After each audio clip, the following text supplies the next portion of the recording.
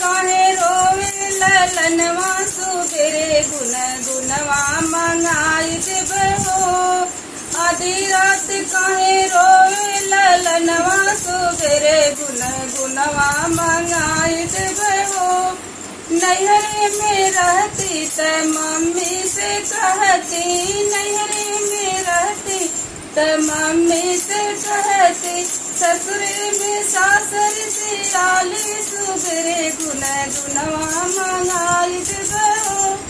ससुरे में सासर से आली न सुबेरे गुन गुनवा मंगाई देबहो। आधी रात रोवे ललनवा सबेरे गुन गुनवा मंगाई देबहो। नैहरे में रहती त चाची से कहती, नैहरे में रहती त चाची से कहती, ससुरे में जठनी से आली सुबेरे गुन गुनवा मंगाई देबहो।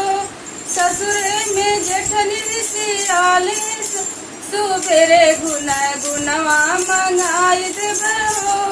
आधी रात रोवे ललनवा सुबेरे गुन गुनवा मंगाई देबहो। नैहरे में रहती त भाभी से कहती, नैहरे में रहती त भाभी से कहती, ससुरे में देवरानी से आली सुबेरे गुन गुनवा मंगाई देबहो।